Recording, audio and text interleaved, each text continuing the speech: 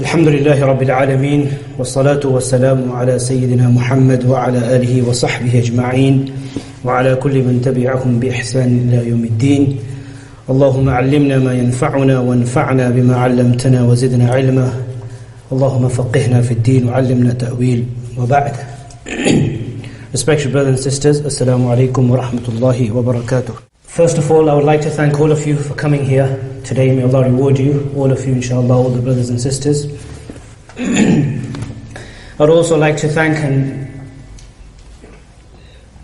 show gratitude to the organizers of today's event, Turath Publishers, Turath Publishing and Ibrahim College, for getting this together, putting this together and inviting me. It's an honor and it's a privilege to be here. We have many speakers that will be talking about, as you know, the theme of today's event, the legacy of the scholars of the subcontinent, the ulama of the Indian subcontinent. And the various speakers will be talking from different angles, from different backgrounds. We've already heard Sheikh Shamsuddawah speaking. After me, there will be other speakers who will talk about the legacy of the scholars from the Quranic perspective, from the Hadith perspective, and as it was advertised, my concentration will be on the legacy of the scholars in terms of their contribution towards fiqh. This is actually a very vast topic, a very important topic. I just have a few points that I want to inshallah share with you. Fiqh is actually a very important part of our deen. Jurisprudence, many of you may, well, all of you have heard of fiqh.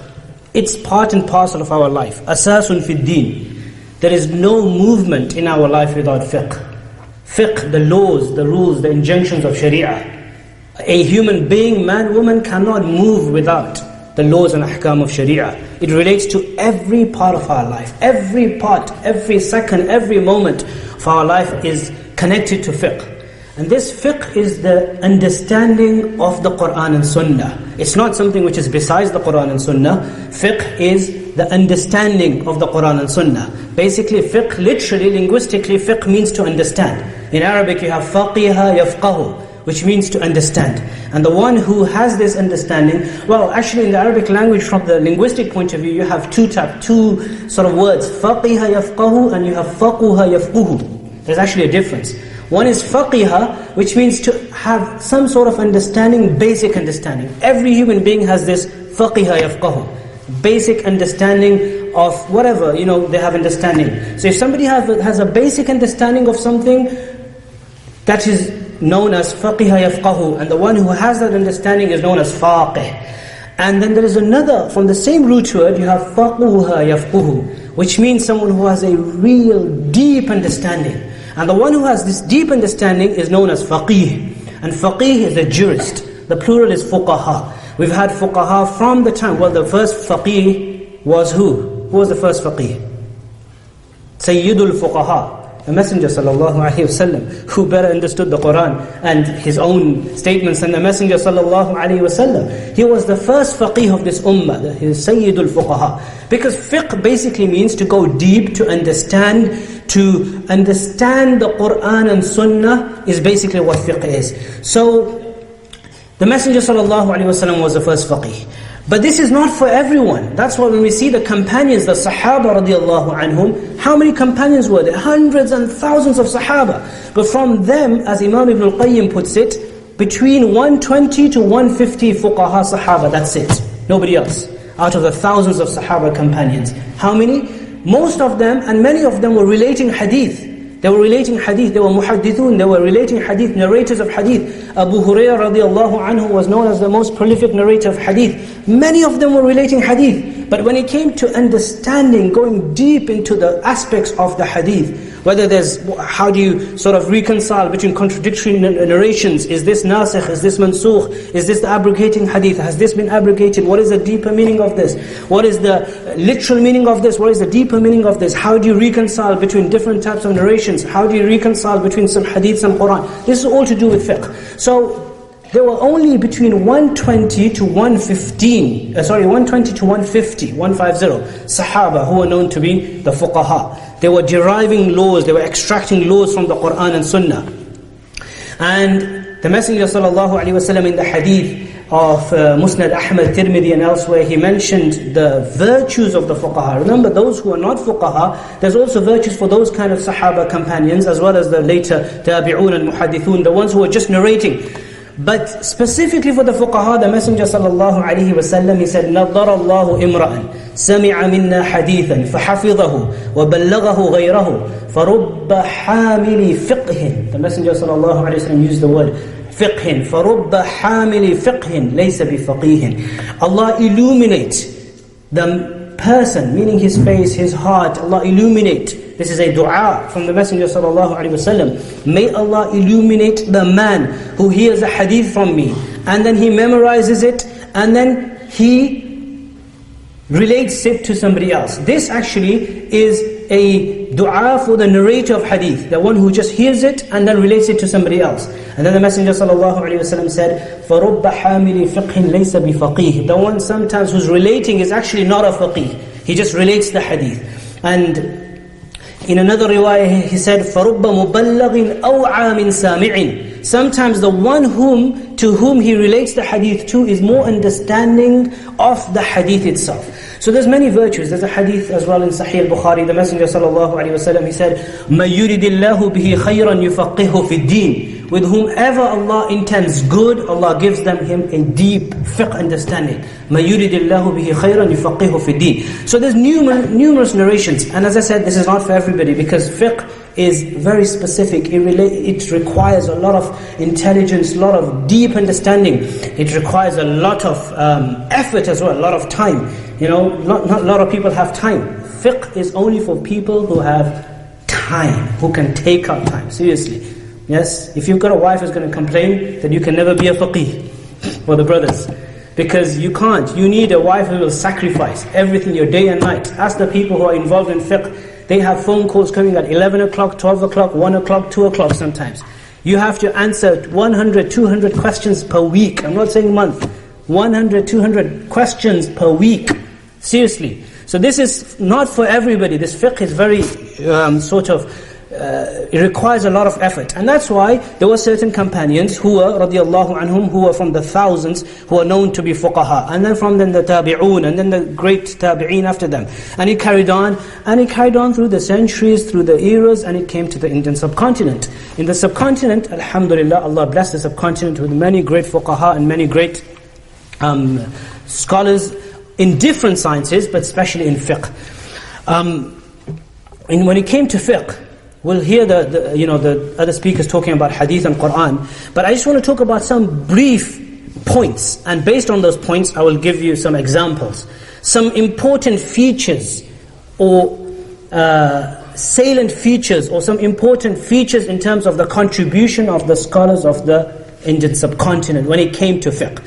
Number one, as you know, remember these are numbers, points that I'm going to mention to you. Time is very short. I have like about 10, 12 points, but I don't know if I'll be able to get through all 10, 12. The first point is that, as you know, the scholars of the subcontinent were Hanafi. Most of the Muslims in the subcontinent are Hanafi. There are some Shafi'i. So they were deeply rooted in Hanafi fiqh. However, one of the characteristics of the ulama and the fuqaha of the subcontinent is that even though they were deeply rooted in the fiqh of Al-Imam Abu Hanifa radiallahu anhu, their fiqh was nusus and text oriented, as opposed to some other Hanafis in other parts of the world. For example, if you go to Turkey or you go to Syria, I stayed 2 years in Syria, studied there, you could see a big difference between the fuqaha of Syria and the fuqaha of the subcontinent. In Turkey, which I visited recently, you will find they are very, very much text-based very much fiqh text-based. Whereas in the scholars of the subcontinent, you will see and the reason for this is that the scholars of the subcontinent have always had a lot of deep connection with hadith. As one of the speakers will speak about, the connection, the ulum, the knowledge of the science of hadith moved from the Arab world in the last century, the Islamic Hijri calendar 14th century, it moved to the subcontinent. Shaykh Abdul Fattah Abu Ghudda rahimahullah used to say that the knowledge of hadith moved from the Arab world, and in the last century it moved to the Indian lands. And this is why we see that in the recent 100 years, great scholars like Al-Imam Anwar Shah Kashmiri rahimahullah, he wrote a commentary on Sahih al-Bukhari. We have Shaykh Khalil Ahmad Saharanpuri rahimahullah writing a commentary, 20 volumes on the Sunan of Abi Dawood. You have Shaykh Zakaria al-Kandalawi rahimahullah writing Awjuz al-Masalik, 16 volumes commentary on the Muwatta of Imam Malik. You have Shaykh Shabbir Ahmad Uthmani writing commentary on Sahih Muslim, and our Shaykh Mufti Taqi Uthmani also writing the completion of that in Arabic, which is quite significant. There's nobody, Allahu A'lam, according to my knowledge right now living in the world today, who has an Arabic commentary on one of the major 6 books of hadith throughout the world except Shaykh Taqi Uthmani. But anyway, these were great scholars in the last 100 years who contributed to the science of hadith. Now when they have contributed to the science of hadith, it's going to affect their fiqh, without a doubt. Even Qur'an, they wrote books, Ma'arif al-Qur'an, Ahkam al-Qur'an. So despite being very much solid in the Hanafi madhab, they were very much Qur'an and Sunnah based as well. I don't know if you understand what that means, but anyway, those who understand, they understand. And that's why we'll find that a lot of the fiqh of the subcontinent scholars is found in their hadith commentaries. So you'll find Shaykh Zakaria rahimahullah writing a commentary on the Muwatta of Imam Malik, and he'll tell you Abu Hanifa says this, Shafi'i says this, Malik says this, Ahmad bin Hanbal says this, and Abu Hanifa's dalil is this, 1, 2, 3, 4. You'll find the commentary of Imam al-Kashmiri rahimahullah on Sahih al-Bukhari, Faydul Bari, and he'll mention the evidences of the Hanafi madhab. And the most monumental classic work, this is a colossal work, 20-volume work, compendium of Hanafi proofs, written by Shaykh Dhafar Ahmad Uthmani At-Tanwi rahimahullah, the nephew of Hakim al-Ummah Mawlana Shafi Tanwi rahimahullah. 20 volumes in Arabic. All the proofs of the Hanafi madhab from the beginning to end, proofs from the hadith and from the Sahaba, from the statements and the athar of Sahaba radiallahu anhu. It's printed, it's available. The first volume actually was then printed and sort of edited by Mufti Taqi Uthmani, Shaykh Abdul Fattah Abu Ghudda rahimahullah. He published the introduction of that book in a separate book in the Arab world, and this is taught. When I was in Syria, this was actually one of the sheikhs down there used to actually teach this book to the students. 20 volumes, A'la'u Sunan. This was written by who? Shaykh Dhafar Ahmad Uthmani, the nephew of Hakim al-Ummah, Shaykh Mawlana Ashraf Ali Tanwi rahimahullah, under the guidance of Hakim al-Ummah, Shaykh Mawlana Ashraf Ali Tanwi rahimahullah, under his guidance, under his leadership, under his sort of dictation. And this is a colossal, monumental 20-volume compendium of Hanafi madhab proofs. This is the reason why this was compiled. Shaykh Ashraf Ali Tanwi rahimahullah felt that people like today, they are raising their voices against the madhabs, that look, these madhabs are based on weak proofs, or this or that, brother, akhi, hadith weak, whatever. So therefore he thought it's very much needed that the proofs of the madhab be gathered, and strong proofs. So he gathered, these were gathered, and this was the whole reason for so he ordered his nephew to do this. So you have this is one of the very important features of the Hanafi, the scholars of the subcontinent, the fuqaha of the subcontinent. Number 2, when it came to following a madhab, the scholars of the subcontinent, their methodology, their maslak or their understanding was that yes, we follow one imam, that's it. Taqleed shakhsi. This is another topic, I don't want to go into this topic of taqleed mutlaq, shakhsi, whatever. But we restrict ourselves to one imam as much as possible. Okay? And moving out from the madhab, that today we follow the Shafi'i madhab, tomorrow we follow the Maliki, and then the next day we follow Hanbali, morning I'm a Hanafi, afternoon I'm a Shafi'i, in the evening I've got 4 wives. Yeah? This was something that they did not entertain, and they were quite strict on, as opposed to some other Hanafi fuqaha of other parts of the world. If you, for example, go to Syria, and I stayed there as I told you, People, the scholars, some of my teachers were very relaxed. It's okay, take a rukhsah. You know, the Maliki say this, take a rukhsah from here, Shafi'i, Maliki, Hanbali. And the reason for this is that originally it's not haram. Because we say all four are correct. They are all four understandings of the Quran and Sunnah. They are all four different approaches, explanations, interpretations of the Quran and Sunnah. And everyone did their ijtihad, and Allah will accept all four. It's just the understanding of thousands of scholars over thousands of years for each of the madhabs. So, therefore, originally it's not a problem, it's permissible. However, because of the fact that if we give this open sort of leeway, what will happen is that people will start following their own desires, ittiba'ul hawa. And this is why, like Shaykh Mahmud al-Hasan al-Dawbandi, Shaykh Zakaria Kandahlawi rahimahullah, both of them stated that this is not a Islamic Shari'i ruling that you have to stick to one. It's actually a sort of, it's a fatwa given in order to stop people from following their desires, because people will start taking easy rules which the Quran condemns, ittiba'ul hawa, afara'ayta man ittakhadha ilahahu hawa. However, there are certain cases in which this could be permissible. So therefore, it's not like absolutely haram, but in certain cases. But there are strict conditions. So the fuqaha of the subcontinent, they were very, very particular about the strict conditions. Only when there's, like, for example, genuine hardship, umum balwa, or haja shadida, extreme need or widespread need, only then. And they put conditions down. So it's like for example, I'll give you an example. In the Hanafi madhab, a woman who's, this was the original ruling, whose husband goes missing, imra'atul maf'ud. Maf'ud is the one who's gone missing. You know what the original ruling is? That she has to keep waiting until a time comes that it's sort of presumed that all his friends have died, the husband's friends have all died. So like, you know, when you presume now the husband's reached about 80, 90, mawtul aqran, or about 80, 90 years of age, then that's when then the qadi, the judge will say, okay, now we think most likely your husband's dead. You've been waiting for him for 40 years, he's not going to come back. Now he's probably dead. Now you do the iddah, now your nikah is fasq, and that 85-year-old buddhi, old woman, you know, is going to get married, mashallah. This is original Hanafi madhab viewpoint. So the scholars, later Hanafi scholars in the subcontinent as well, like Hakim al-Ummah rahimahullah, wrote a book, especially not just this particular issue, but many issues that were relating to women, finding difficulty, hardship. Some women were leaving Islam. So he actually compiled a whole book, Al-Hilatu Najiza lil-Mar'ati al-Ajiza. You know, specific book for ways out for a woman. Is it better? And he actually approached the Maliki madhab, the scholars, and he gave fatwa that the Hanafis in this particular matter need to follow the Maliki madhab. Is it better to follow the Maliki madhab or become a murtad and leave Islam? Of course.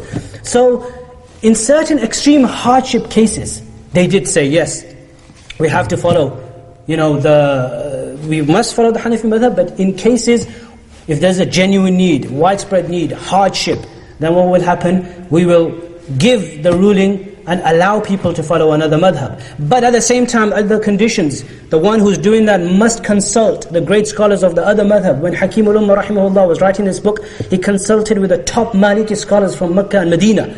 And also, there's one or two other kind of conditions they put, like for example, talfiq, which is when you make a combination of two madhabs, which is not allowed according to anybody, right? That's another issue I don't have time to go into, but that's another sort of ruling or another condition they put. Now, number 3, the third point, the third khususiyya or specific distinctive feature of the fuqaha, the jurists of the subcontinent, is that they put a lot of emphasis on a person acquiring proper training before he sits on the position of giving religious verdicts and rulings and giving fatwa. Today we live in a time, everyone's an expert except the experts. Everyone's a mujtahid, everybody has an opinion. These people were very particular, very particular. They said this is a science. It's not for any Tom, Dick and Harry, or kullu man habba wa dab, like they say in Arabic. Not everyone's job to start giving fatwas and religious verdicts. Until a person does not spend time under the guidance and does not undergo training under the guidance of a expert faqih, he is banned. It is haram. Even earlier scholars said this. Khatib al-Baghdadi mentioned this in his Al-Faqih wal-Mutafaqih. So this was something that they really emphasized upon. You know what Imam Malik said? Ma aftaytu. I never gave a fatwa. Fatwa doesn't just mean like an official fatwa, but even telling someone a legal verdict. حتى شهد لي 70 من هو أعلم مني بأني أهل لذلك. Until 70 people who are more knowledgeable than me gave testimony that I am worthy of giving a fatwa. Imam Malik. How many people? 70. And you know these 70 people? What kind of people? Mufti Taqi Uthmani, when he was telling this, teaching us this in class, he said, remember, don't look at the number 70, look at man huwa a'lamu minni. 70 people above me, not below me. You know, people under you can all tell you, mashallah, you're the greatest sheikh. You know, on Facebook, they'll all like you, mashallah, you're amazing sheikh. It doesn't matter, it doesn't do anything. But if your teachers, if people above you, if they say yes, you are great, then this is an indication, inshallah, that according to Allah, you are, you have something. So, therefore, they were very particular about this. And that's why, the titles as well of Mufti, Sheikh, I remember when we were studying in Karachi, I studied with Mufti Taqi Uthmani in 99, around that time. 98, 99, 2000. He used to tell us that when younger students in the 2nd, 3rd, 4th, 5th year, if they start calling you Mufti Sahib, because get angry, tell them, why are you calling me Mufti? Even till today, there are scholars who are Muftis, some of my teachers. One of them was Mufti Mahmoud Ashraf Uthmani, Hafidhahullah. He's actually the nephew of Mufti Taqi Uthmani, but he's about 60 years in age. Just 5 years ago, he got an official title, Mufti, after 25 years of proper work in the Darul Ifta of Darul Ulum Karachi. Until now, he was a Maulana or just Mahmoud Ashraf. 25 years under the guidance of Mufti Taqi, Mufti Rafi Uthmani. That's when you get the title Mufti. This is the time we're living in. There's just there's bankruptcy in knowledge when it comes to knowledge. The ones who are really, the ones who are not Mufti like me, have these titles, and it's very sad. So, Hasan al-Basri, somebody said to him, Ya faqih, O faqih. So he looked at him. He said, أَوَهَلْ رَأَيْتَ فَقِيهًا قَطْ. Have you ever seen a faqih that you're calling me a faqih? Have you ever seen a faqih before? He took out the nisbah. I'm not a faqih. So, this is why this was something that the ulama of the subcontinent really focused on. Mufti Taqi Uthmani, Shaykh al-Islam, Shaykh Mufti Taqi Uthmani, Hafidhahullah, what he mentions in one of the books, he said that, when we were students, and this was like when we were towards the end of our years, when we were studying, nearly becoming alim. When we used to be at home, his father was the Grand Mufti of Pakistan, Mufti Shafi Rahimahullah. People used to phone him. He said, we used to pick up the phone, listen to the question, and relate it to our father. Our father never even used to rely on what? On our listening to the question. He will take the phone and then listen again himself and then respond. And then he said after that, after a few years, when he became a bit sort of satisfied, then he said, okay, tell me what the question is, and then he would respond, and then they would relate it. He said one day somebody asked him, it was a simple talaq issue. So he said to himself, he said, look, my father, why bother him? It was simple, talaq's done. So he told the person, yes, talaq is done. So when his father came back from upstairs, he said, yes, somebody's phone came and I told him. So he said, your father looked at me, he said, khair, you gave the right answer, but never ever do that again. Never ever do that again. And then he said, since that day, we had a lesson. And we will never do that. Afterwards, he told us that, small questions, easy questions, just answer them yourselves. He said, even that we never used to do because we were that in the beginning, the tarbiyah of his father. Considering yourself to be someone who's not, worthy. So, this was one of the very important sort of features of the fuqaha of the subcontinent, that they would put a lot of emphasis on tarbiyah, staying in the company, suhbah. This is not just a tasawwuf type of tarbiyah, this is staying in the company of a qualified or a few qualified. Every single faqih that came, every single faqih or a mufti of the subcontinent, they've had proper training. At least 1 or 2 or 3 great fuqaha. They spend 5, 6, 7 years. Even afterwards, they carry on. You have to always keep in connection with the people above you. One of the other, number 4, was that they would put a lot of emphasis on having coming to conclusions in terms of not having personal opinions, but whenever there's a new, especially when there are contemporary issues, new issues, important issues, then they would get together and a communal type of gathering would take place. So not everyone's individual, that I think, okay, this is the ruling, I say, this is halal, this is haram, this is fatwa. People would get together, it would be done ijtima'an. They would be done ijtima'an. And that's why we have, like for example, right now we have in the Indian subcontinent, we have Majma'ul Fiqh al-Islami, the Islamic Fiqh Academy of India. We have the same one in Jeddah. Mufti Muhammad Shafi rahimahullah, he assembled a majlis known as Majlis Tahqiq Masail Hadira, contemporary issues. So, and they would, get together, collectively sort of come to conclusion. And this is taken from a hadith, Sayyidina Ali ibn Abi Talib radiyallahu anhu, he once asked the Messenger sallallahu alayhi wa sallam, Ya Rasulullah, إن نزل بنا أمر ليس فيه بيان أمر ونهي فماذا تأمرنا? If we don't have explicit amr and nahi, command and prohibition from you, what should we do? So the Messenger sallallahu alayhi wa sallam said, شاوروا الفقهاء العابدين, consult the fuqaha and who are the worshippers, who are righteous. Hadith related by Imam al-Tabrani, and it's considered to be sahih. Number 5 was that they would really put emphasis on increasing the knowledge, especially tafaqquh, understanding the fiqh, going deep. Okay, a lot of emphasis on this. And for a student or for an alim, for a graduate to carry on studying, increasing his understanding of the Quran and Sunnah, increasing his tafaqquh. And there was such, like we have stories like Mufti Taqi Usmani, for example, the story about him that he used to, in holiday times, he used to tell the librarian to lock the door from outside and lock him up in the library for 6-7 hours when he was 16, 17, 18 years of age. And there are many, many examples like that. There's a title, we say faqih, but there's another title known as faqihun nafs. Faqihun nafs, according to the terminology of the fuqaha of the world, is a person who, after going through so much deep sort of relationship with fiqh, and because of long tajraba and experience, his nature becomes fiqh.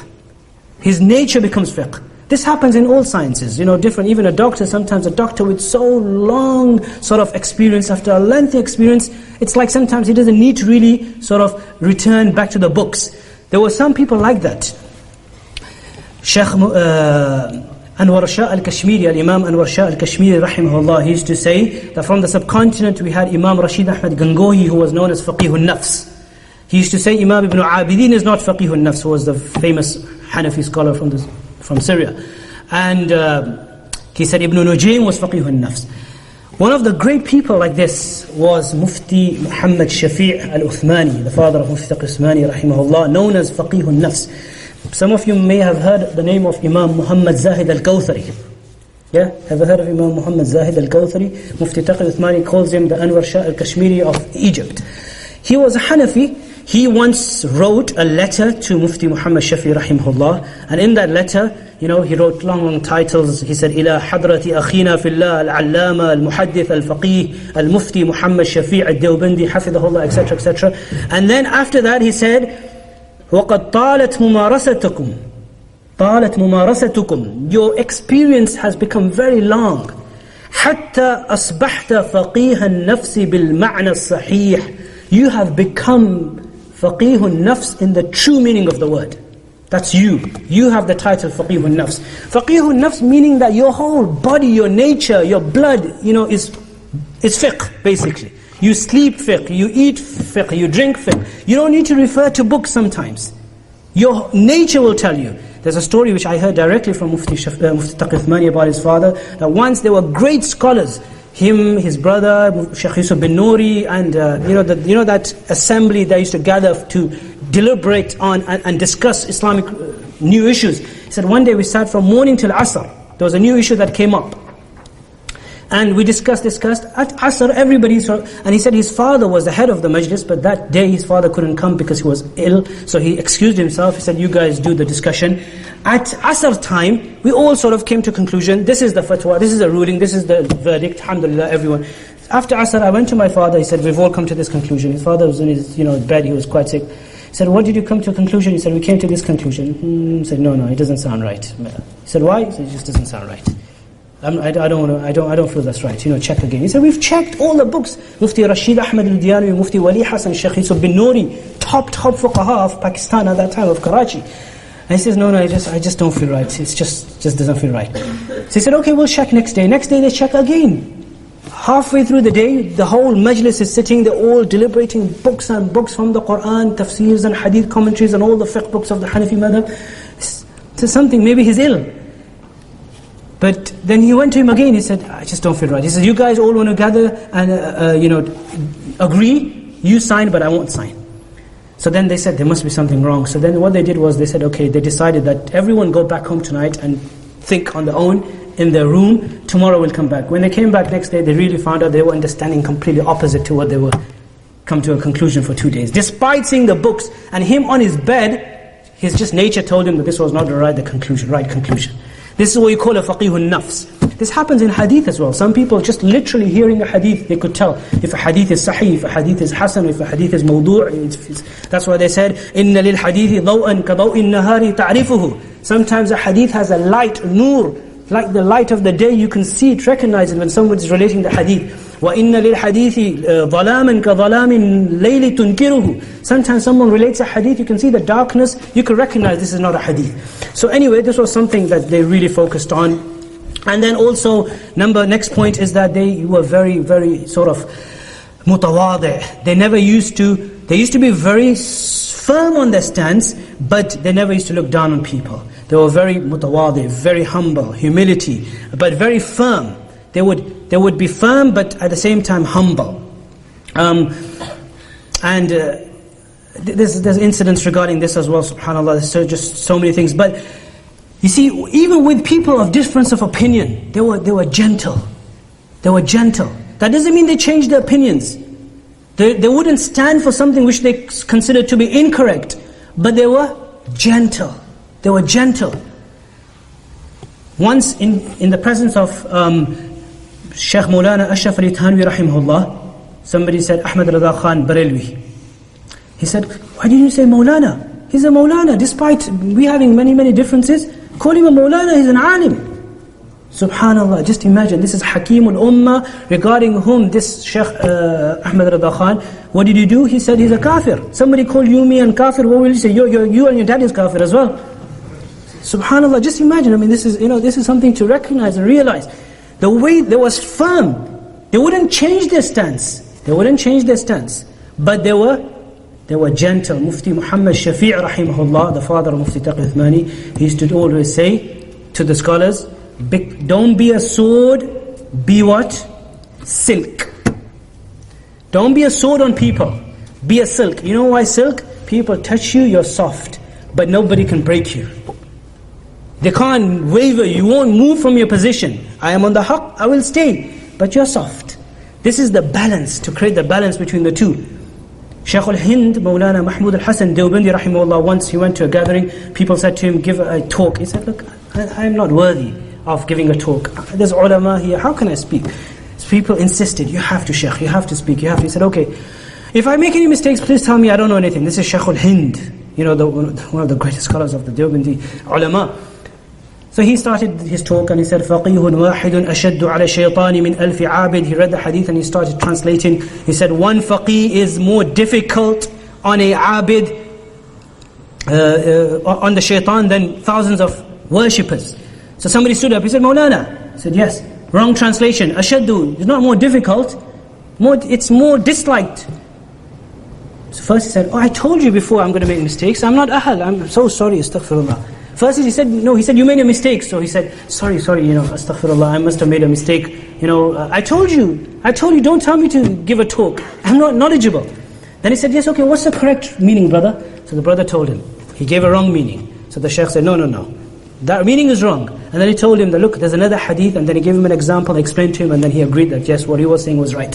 In the beginning he said, sorry, I made a mistake. But when he said something wrong, straight away corrected him. This is the balance. Don't be a sword, be a silk. People touch you, you have tawadu, you have humility, you have gentleness. But at the same time, this is why in war, the armory was made of what? Silk. Because, another sword would slide. It would slide on it. You weren't able to break it. Anyway, and there's just one or two other points as well, but I'm just going to put them all together. They used to be very particular about staying away from those kind of issues that create fitna.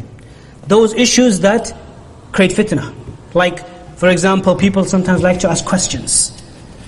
What about our Imam of the Masjid? He does this. Mufti Taqi Uthmani says, whenever you get a question like that, you know what you should do? Just say, tell the Imam to ask himself.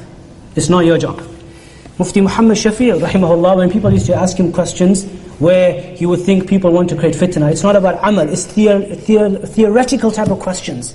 About, you know, how many people were in the grave and the number of people of Ashabul Kahf, or, you know, Khadir alayhi salatu wasalam, is he alive or not? You know, these kind of theoretical questions. You know what he would say?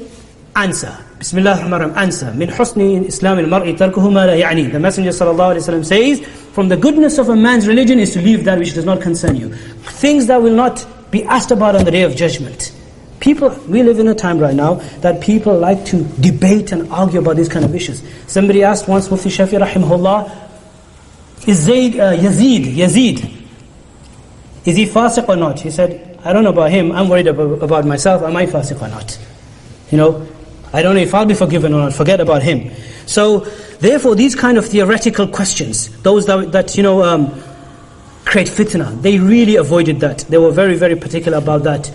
And then, also finally, last point, there is this one innovative work where the scholars of the subcontinent, they compiled, or their answers, question answers, have been compiled over many large volumes. And this you will not find anywhere, even in the Arab world. This is a recent discovery of the last century. You know, like even in Arabic, that's why I had some friends, you know, when we used to answer questions, some friends from the Arab world, from Jordan, elsewhere, they say to me that you're fortunate you can understand, Hanafi friends, or Syria, elsewhere, you know Urdu because you can directly refer to these books which are in Urdu, because we don't have that even in the Arabic language. Fatawa books. This you will not find, maybe one or two, but literally volumes of books from the beginning, from, you know, purity and tahara and salat and zakat and hajj, all the way to the end, question answer, with evidences, with proofs.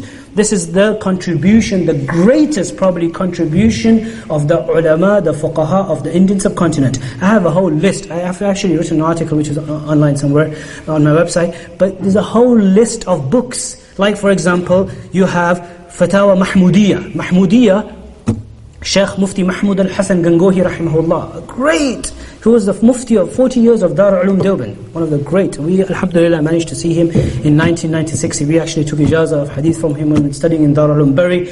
This Mufti Mahmud al-Hasan Gangohi, 20 volumes.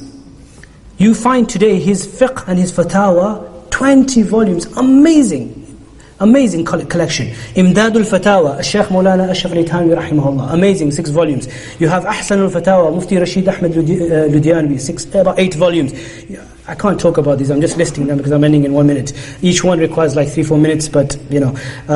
You have Fatawa Rahimiyya, 8-10 volumes. We have Imdadul Muftiin, Mufti Muhammad Shafi rahimahullah. We have Kifayatul Mufti, Mufti Kifayatullah Dahlawi, about 10 volumes. Fatawa Khaliliyya, 1 volume, Sheikh Khalil Ahmed al-Sahranpuri. We have Khairul Fatawa, which was from Khairul Madaris in Pakistan, 4 volumes so far. You have also, what else did I mention? Imdadul Ahkam, Sheikh Zafar Ahmed Uthmani, the same one who wrote A'la'u Sunan. These are in 4 volumes. Some are in 8, some are in 10, some are in 12 volumes, collection of Q&A. And finally, well, before I say the finally, everyone's household, every household has, this is not really Q&A, but I cannot end this, you know, without mentioning Beheshti Zawar, heavenly ornaments of Hakim al-Ummah, Sheikh Maulana Ashraf al-Ithanwi rahimahullah. And before I do the final one, we have Fatawa Uthmani. You know Fatawa Uthmani? Fatawa Uthmani is the fatwa of our respected guest who's coming today, Sheikh Mufti Taqi Uthmani hafidhahullah. 3 volumes have come out. I asked him on Thursday about the 4th. He said 4th, more or less done. It will be released very, very soon in a few weeks' time. And inshallah more and more as well. I mean, there's so much to say, but I'm going to end this on this because my time stops at 4 o'clock. We need to stick to time because we have great speakers, much better than me. And, you know, they need to speak as well. Jazakallah khair for listening. Barakallah feekum. Assalamu alaikum.